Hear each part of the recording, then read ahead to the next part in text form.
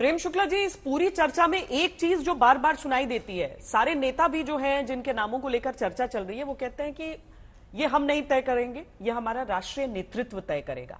और इसीलिए जब आपके विरोधी आप पर यह आरोप लगाते हैं कि बीजेपी बढ़ चढ़कर हाईकमान कल्चर के खिलाफ बोलती थी, क्या पार्टी में खुद ही हाईकमान कल्चर आ गया है? ये भी कह रहे हैं कि जो विधायकों के मन में नाम होंगे, जो हमारे पर्यवेक्षक नियुक्त किए गए हैं, वो विधायकों से उनके मन में क्या है उसको जानेंगे और हाईकमान को उसके बारे में सूचित करेंगे और उसके बाद हाईकमान निर्णय लेगा।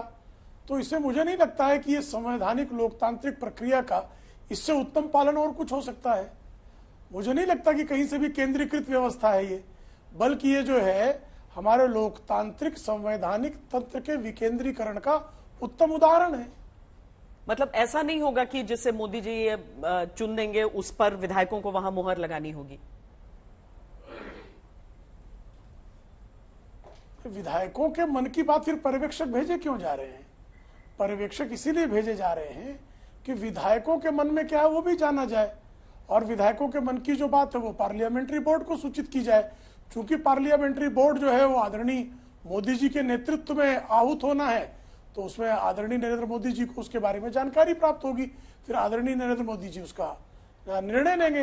ये तो बहुत सारी पार्टियों में होता है। जो हाईकमान जहां पर कल्चर अभी आपने देखा, जो आरोप लगा रहे हैं कि हमारे यहाँ केंद्रीकरण है, वहां पर भी तेलंगाना में क्या किया, उनके विधायक दल का की बैठक हुई और सारा जो है निर्णय लेने के लिए उनके राष्ट्रीय अध्यक्ष के पास जो है प्रस्ताव पर एक लाइन का पारित हुआ कि मल्लिकार्जुन खड़गे जी जो है वो निर्णय लेंगे, वो सबको मान्य होगा। तो इसमें क्या तानाशाह है क्या मल्लिकार्जुन खड़गे जी? मुझे नहीं लगता कि मल्लिकार्जुन खड़गे जी तानाशाह है। आलोक जी,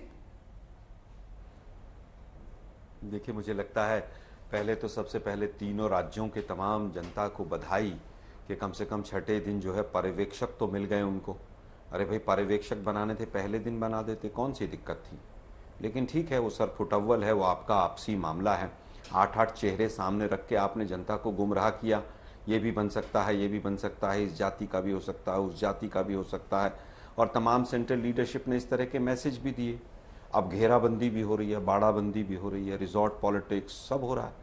अभी मेरे पास तो सूत्रों से खबर है कि कहीं राजस्थान में 68 विधायकों के साथ जो इनकी पूर्व मुख्यमंत्री महोदया हैं वो ताल ठोक रही हैं। अब वो सूत्र ही हैं, आपके भी पास सूत्र ही रहते हैं। खैर, अभी मीटिंग तय नहीं हुई है, उम्मीद करते हैं जल्दी मीटिंग कर देंगे। मुझे लगता है कि भ्रम और गुमराह करके वोट तो लिया है। अब कहीं ना कहीं आपस में ऐसा लग रहा है कि अब किस तरह से इस मामले को सुलझाया जाए।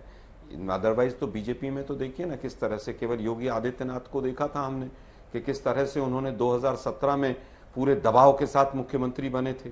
लेकिन इस बार लग रहा है कि बीजेपी पूरी तरह से तीनों राज्यों में फंसी हुई है। हम फिर भी कहेंगे कि जितना जल्द हो सके इस मैटर को सुलझाइए। वहां पर राजस्थान में 2 दिन से 3 दिन से जो लॉ एंड ऑर्डर के हालात हैं वो भी सबने देखे हैं। आपको याद होगा श्वेता जी, आसाम में मंत्रिमंडल 42 दिन बाद बना था और महाराष्ट्र के अंदर 40 दिन के बाद बना था। लेकिन बीजेपी है भाई, अभी तो सस्पेंस ही कहेंगे। अगर ये 3 राज्य हमारे होते तो हमारे मीडिया के साथ ही यही हेडिंग देते, सरफुटअव्वल है और पता नहीं क्या क्या हेडिंग देते। लेकिन अभी सस्पेंस है, तो सस्पेंस का जल्दी जितना निपटारा हो सके वो तीनों राज्यों की जनता के लिए बेहतर रहेगा।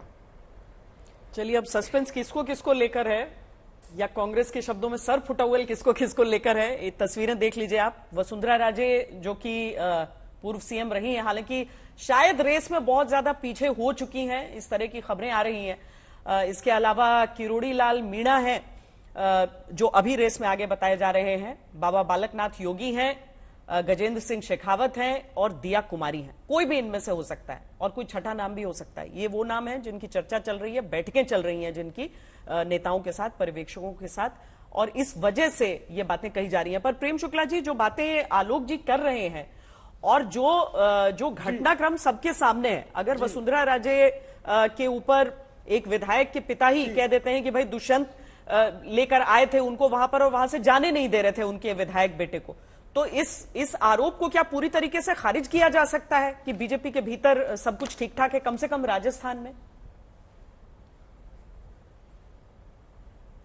बीजेपी में सब कुछ ठीक ठाक है तो वसुंधरा जी स्वयं कह रही हैं। और मैं तो आलोक जी का बड़ा आभारी हूं कि उन्होंने सिर्फ कहा कि मतदाता भ्रमित हैं।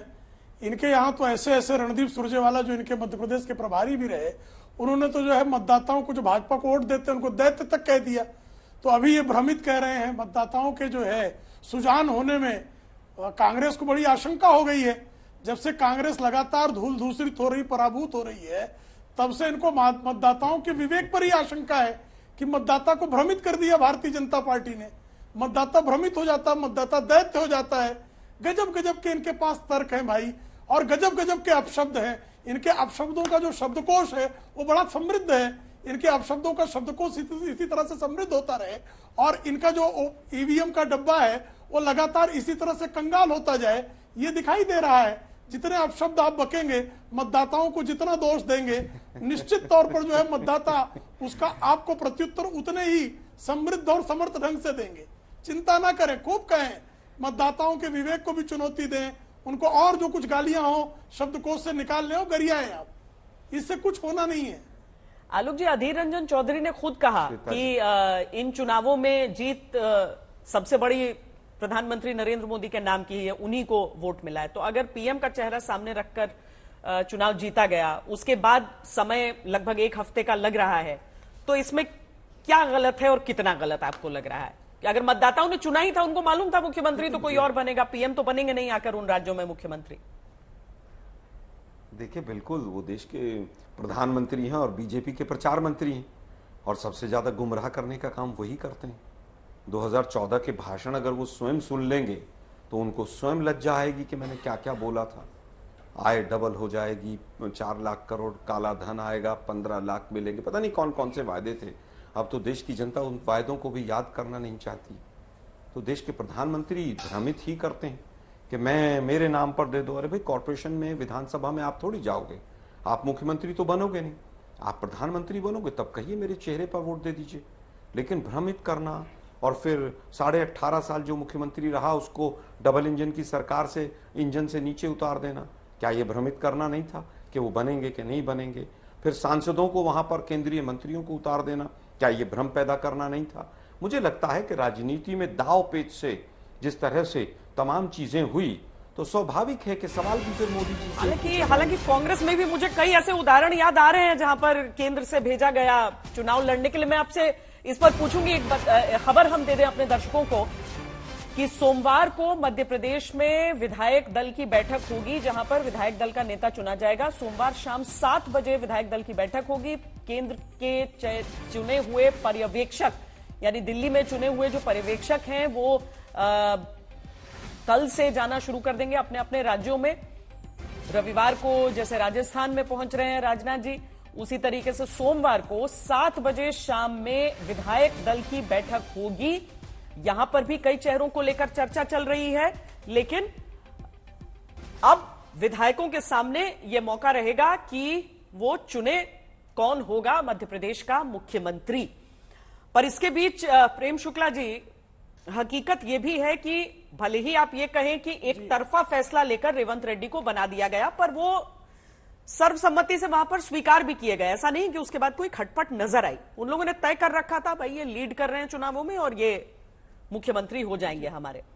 पर क्या ये सोच की क्लैरिटी की कमी रही, क्या रहा? मतलब थोड़ा मैं समझना चाह रही हूं बस जी। मैंने उनकी सर्वसम्मति पर तो कोई टिप्पणी नहीं की, हाँ, लेकिन कुछ समाचार पत्रों ने, मीडिया संस्थानों ने निश्चित तौर पर जो है 5 लोगों के नाम छापे, जो श्रीमान रेवंत रेड्डी को जो है वो बाहर से आया हुआ नेता कह रहे थे। हालांकि रेवंत रेड्डी स्वयं जो है केसीआर के बारे में जिस तरह की उन्होंने बातें की कि उनका डीएनए जो है बिहार का डीएनए है और वो तेलुगु डीएनए से कमजोर है, तो उनको डीएनए में भी जो है उत्तर दक्षिण करने का जो विभाजनकारी उनकी नीति है वो सबके सामने है। लेकिन 5 नेताओं ने, और जब उनको प्रदेश अध्यक्ष बनाया गया था तब भी तमाम नेताओं ने उनको बाहरी नेता कहा था।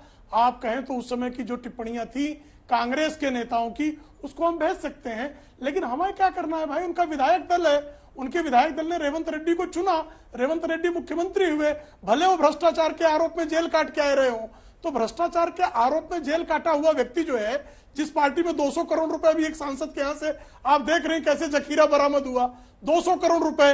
अब ईडी की गलती है, इनकम टैक्स की गलती है कि इनके लोग 200 करोड़ रुपए का काला धन छिपाए रखे। ये कहे कहां काला धन पकड़ा गया? यही काला धन है भैया।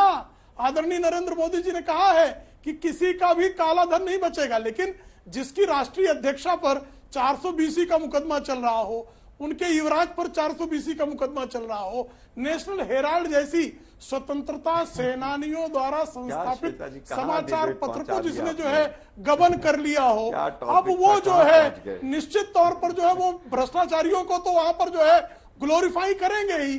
200 करोड़ रुपए का यहां पकड़ा गया, 238 करोड़ रुपए आपको ध्यान होगा श्रीमान कमलनाथ के पीए के यहां से पकड़ा गया था। और इनके डिप्टी सीएम जो हैं किस तरह से जेल काटकर आए हैं, श्रीमान डीके शिव कुमार, और कौन सा स्वतंत्रता सेनानी नहीं, भ्रष्टाचार के मामले में काट के आए हैं। तो ऐसे भ्रष्टाचारियों को पोषित करना ये कांग्रेस का कार्यक्रम है। उसके बाद भी ये पूछ रहे हैं कि कहां भ्रष्टाचार है, कहां है काला धन? साहब ये 200 करोड़ काला धन ही है, सफेद धन नहीं है। जी, इस सवाल को आपने मोड़कर भ्रष्टाचार तक आप ले गए हैं। जाहिर है अपनी अपनी पिच पर ले जाने का आप लोगों का प्रयास रहेगा। श्वेता जी मैं उत्तर देना चाहूंगा। नहीं, लेकिन आलोक जी मैं साथ में आपसे ये भी पूछना चाहती हूँ। आप कह रहे हैं कि 2014 से इसी तरीके के भ्रमित करने वाले वो वादे कर रहे हैं, तो जनता वोटर मूर्ख तो है नहीं कि मतलब अगर नहीं वादे कर रहे हैं, नहीं पूरे हो रहे हैं तो लोग अगले चुनाव में हरा देंगे। अगर वो बार बार उनको मैंडेट दे रहे हैं तो फिर इसमें कहां पर भ्रमित करने का सवाल उठ रहा है, यह भी मैं जानना चाहती हूं। और जो आप पर बोल रहे हैं प्रेम शुक्ला जी, उसका भी आप जवाब दीजिए। देखिए मैं पहले वहीं से शुरू कर देता हूं कि डीएनए किसने किसका पूछा था। याद होगा डीएनए तो देश के प्रधानमंत्री ने ही शायद बिहार और बिहार वासियों का पूछा था, लेकिन मैं समझता हूं कि वो भी गलत था और किसी का भी डीएनए पूछा जाना गलत। अब आती है भ्रष्टाचार की बात। भाई हमारे पास कोई वॉशिंग मशीन तो है नहीं कि वो चक्की पिसिंग एंड चक्की पिसिंग एंड चक्की पिसिंग को वॉशिंग मशीन में डालें और निकाल के उनको डिप्टी सीएम बना दें और महाराष्ट्र की चाबी दे दें खजाने की। एक केस एफआईआर बता दीजिए जो मोदी जी की सरकार ने 2014 के बाद की हो और उसमें 2 लोग कन्विक्ट हो गए हों। आप केस तो किसी पर भी कीजिए और लटकाए रखिए उसको 10 साल 20 साल तक, आप फिर किसी के ऊपर भी आरोप लगाते रहिए। ये वही मोदी जी और अमित शाह जी हैं जिन्होंने कहा था 1,76,000 करोड़ का घोटाला हुआ है। क्या हुआ उसका? 1 साल के बाद सबको क्लीन चिट दे दी। आज एक व्यापारी के यहां पकड़े गए हैं, वो बड़ा व्यापार करता है, इनकम टैक्स जो एक्शन लेना चाहे ले, जो लगता हो कि ये इसने गलत किया है तो बिल्कुल एक्शन ले। किसी ने मना किया है क्या? किसके यहां क्या मिला, कर्नाटक में कौन सा एमएलए था, वो आज का विषय नहीं है। अब बात आती है कि किस तरह से भ्रमित किया जाता है। भ्रमित किया जाता है, पूरा एक तंत्र है और तंत्र में बहुत से मीडिया के हाउसेस शामिल हैं कि किस तरह से मोदी जी को चमकाया जाए। मैंने 10 एग्जाम्पल दिए, आप 4 बता दीजिएगा कि 2014 में मोदी जी ने 4 भाषण में ये बातें कही थी और ये पूरी हो गई। 2016 के बाद एनसीआरबी के आंकड़ों में किसानों की सुसाइड रेट क्या है, किसानों की आत्महत्या के आंकड़े नहीं आते। पार्लियामेंट में परसों ही बताया है कि 35,000 बच्चों ने पिछले 3 साल में सुसाइड किया है, उसमें ज्यादातर आईआईटी, आईआईएम और इंजीनियरिंग कॉलेजेस के बच्चे हैं। ये क्या आंकड़े हमारे हैं? ये तो हमारे आंकड़े नहीं। कल ही आया है कि ड्रॉप आउट लगभग 14,000 बच्चे आईआईटी आईआईएम से ड्रॉप आउट हो गए। ये आंकड़े संसद के हैं। कौन से वादे पूरे हुए? मोदी जी हैं तो चाइना को क्लीन चिट मिलेगी, मोदी जी हैं तो चाइना से डबल इंपोर्ट हो जाएगा, मोदी जी हैं तो जिस तरह से पुलवामा हुआ और उसके बाद पुलवामा पर वोट मांगा गया, वो भ्रमित करना था कि राष्ट्रवाद पर मुझे वोट दे दो। वो कपटी राष्ट्रवाद है। अगर कोई दूसरा देश होता तो पूरी जनता प्रधानमंत्री से सवाल पूछती, लेकिन यहां पर उनके पूरे मीडिया तंत्र ने, पूरे उनके प्रचार तंत्र ने मोदी जी को हीरो बनाने का प्रयास किया। अरे भाई 46-44 जवान हमारे शहीद हो गए, उनको आज तक शहादत का दर्जा नहीं मिला, उसके ऊपर तमाम सवाल हैं। आज 5 साल होने को आए, लेकिन देश को नहीं पता है कि क्या देश में से किसी की भी जिम्मेवारी नहीं थी। मैं तो फिर पूछ रहा हूं, पुलवामा पर वोट मांगा गया। श्वेता जी आप बहुत वरिष्ठ पत्रकार हैं, आप मुझे केवल यह बता दीजिए जो गाड़ी जिसमें 350 किलो आरडीएक्स था उसका मालिक कौन था, वो गाड़ी कहां से आई थी? देश को इतना भी नहीं पता चलने दिया, क्योंकि साहब तो शूटिंग करा रहे थे वहां पर। जब गवर्नर साहब ने कहा कि हवाई जहाज दे दें, उन्होंने कहा कि मैं इस पर बोलूं, नहीं तुम चुप रहो। ये भ्रमित करना होता है कि आप जाइए जिस मर्जी राज्य में, मेरे नाम पर वोट दे दीजिए। जनता भ्रमित होती भी है और जनता सही निर्णय भी लेती है। दोनों ही काम होते हैं, इसमें गलत नहीं है मेरा कहना।